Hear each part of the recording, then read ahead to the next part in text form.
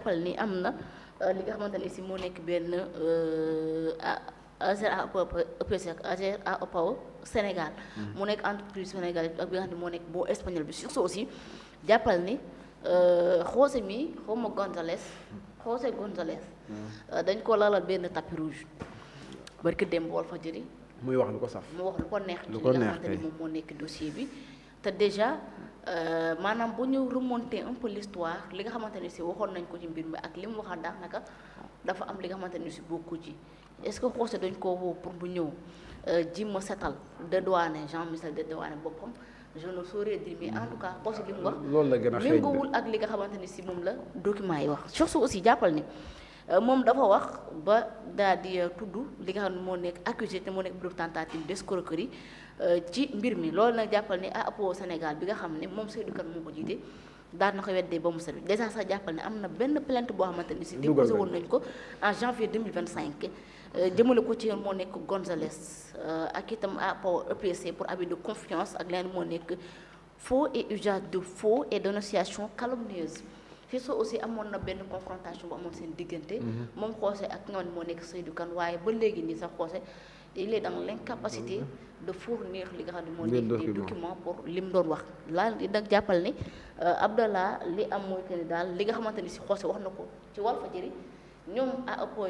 EPC Sénégal AOPO Sénégal daal nañ koy weddi dinañ benn demande te xam ne li mu wax c'est infondé ak itam c'est légère naka la ñu mën a jàpp ci li nga xamante ni si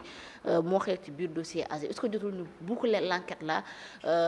ñi nga xamante ni si moom moo nekk ñi ko war a def mbir mi ñu lijjanti ko mu leen ndax Sénégal sonn nañ ci coow li.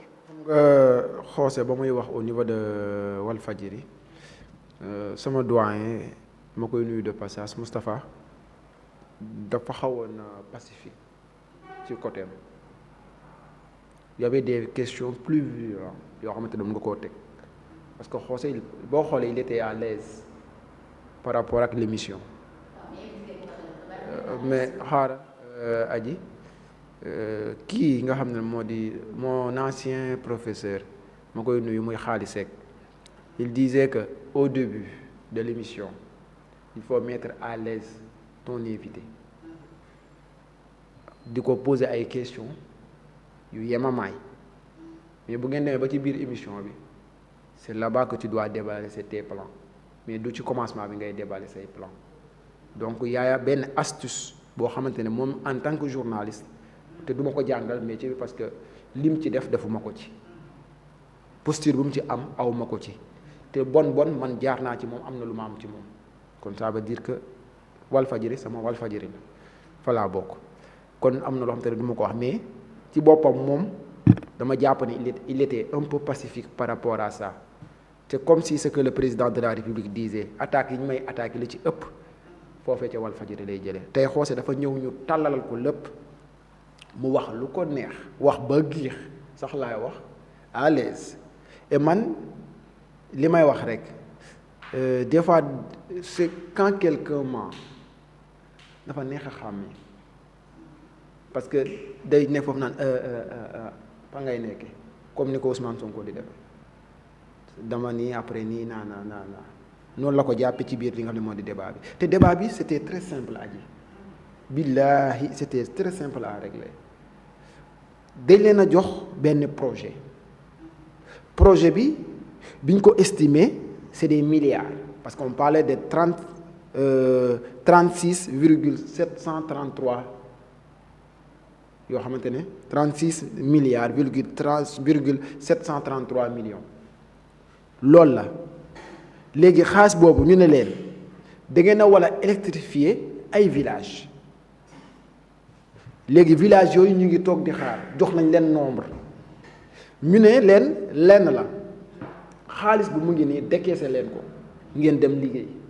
ci biir décaissement bi premier décaissement ba moo indi problème aji parce que bañ jëlee li nga xam ne moo di décaissement boobu teg ko on a vu que xaalis ba réellement fa mu waroon a jëmu fa mais José liñ la laaj lenn la xaalis bi fi mu waroon jëm lu tax demu fa ci kan la dagge kan moo indi problème bi mais déedéet pour te protéger et protéger d'autres personnes tu accuses l'autre qui t'a déjà accusé. kenn décaissé wu ko Jean Michel sax mu ne xaalis bi décaissé nañ ko loolu problème bi. aji xaalis bi bu ñu ko décaissé wutoon coow li di toll fii xam nga fan la ñuy tollati livré wuñ chantier yi à temps fan la ñuy tollatee ak ñoom aji mais xel jëriñu lu dul xalaat tey bu nekkoon xaalis ba mu ngi fa aji travaux yi duñ commencé bañ électrifier quelques villages. nañ xalaat rek aji ñaata village am na ay villages yu ñu jot a électrifié ba am yu des léegi villages yi ñu électrifié ci ban somme lañ leen électrifié aji man du ma jël samay matériel pour dem li nga xam ne moo di électrifier ay villages te man jotuma benn avance foog ma am benn avance mu des à compte mu wóor ma ne après fu ma paree naa jot lii. léegi pour loolu nag xel moo cay xalaat moo tax bi mu waxee dama ne comment xaalis mun a nekkee ci compte et on a commencé les travaux te normalement d'ici quelques mois lañ waroon a chantier yi waroon a jeex léegi pourquoi depuis lors aji ñu mën a xaalis boobu mën na faa dugg ñu ne xaalis baa ngi ci kees bi loolu yenuwul maanaa en plus nga jël affaire bi rek ne diw tudd kenn ne moom moo ko def ne yow daal yow yaay ki set yéen nag ñi nga xam ne yoon nga waroon affaire bi muy Seydou Kane dañ ko bëgg a def li nga xam ne moo di l'agneau du sacrifice mais moom il se laisse pas faire parce que au moins il a eu l'audace de taxaw carrément li mu waxoon yëpp mu ne leen li mu wax dara amu ci te aji nag fa mu gënoon a neexee mooy yéen ñaa ñu teg leen confrontation aji non aji vraiment débat ba fa la waroon yemee buñ la nee par exemple kaa leen confrontation léegi man bu may ñëw samay document laay indaale en forme nag lépp nekk en norme en règle mais yow déjà ba nga ñëwee la nga doon wax yëpp mënoo cee justifier dara amoo lenn loo ci mën a justifier après tu nous dis que l'argent est dans ci compte ba léegi tey di gënoon a yomb kay ba ngay ñëw xaalis baa ngi ci compte bi génnee guñ ko décaissé guñ ko mais demal ci banque bi mu defal la benn décharge ne la xaalis baa ngi fi nga ñëw déposer ko ci confrontation nga leen jar wax ji jarul bëri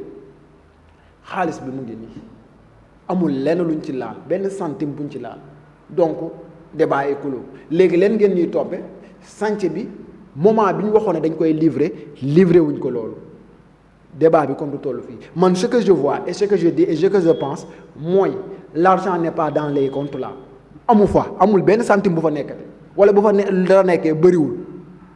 laal nañ xaalis bi séddoo nañ xaalis bi pourquoi ils n'ont pas démenti aji bañ fi tegee ne leen xaalis bi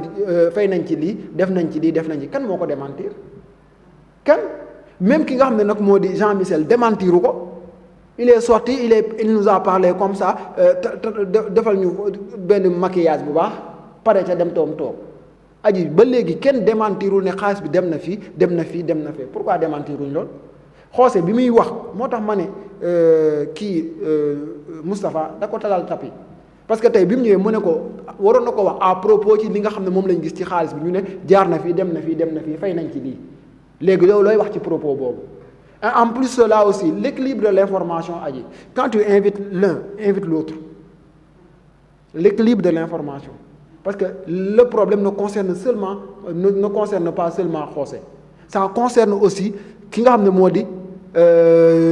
moo di Seydou ça concerne aussi ki nga xam ne moo di Jean Michel ne doit pas par exemple nekk quelqu'un koo xamante ne day ñëw def conférence de presse am wax li mu bëgg a wax dem mais on peut l'interpréter même si on te dit souvent quand benn document il est en justice que waroo cee wax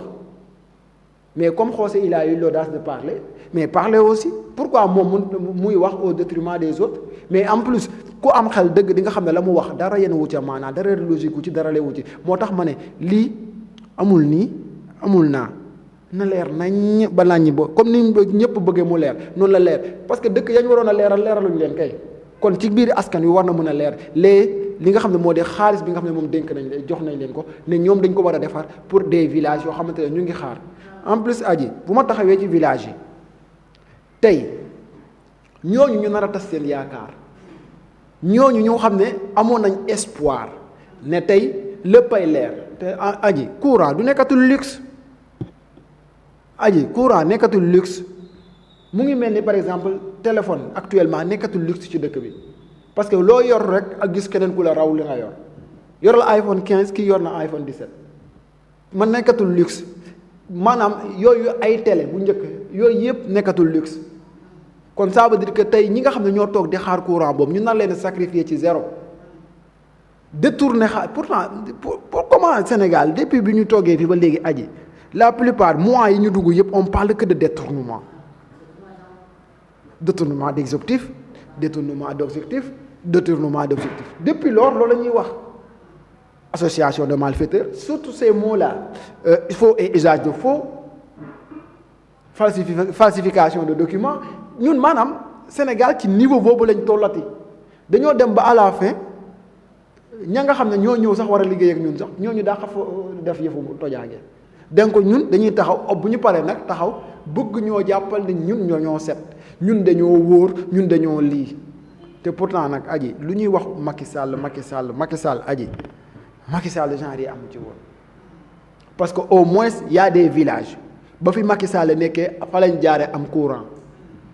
te seen xaalis ba léegi aji yegg na fa jot nañu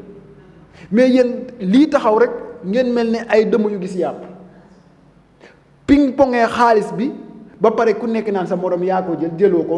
jëloo ko mais dinañ xam ne justice ñëw ci ay caaxaana te dina leer incha allah amul nii amul naa yaa def ak defook ainsi de suite te man foog naa ne fa mu waroon a jeexe mooy sa confrontation ba logique bu logique aji fa la waroon jeexe waaw mais nag c'est le Sénégal. alors justement ñu ñëwaat ci beneen point waxtaane li nga xamante ni si buñ ko mënee tuddee la diplomatie africaine quand même ñeel la candidature de Macky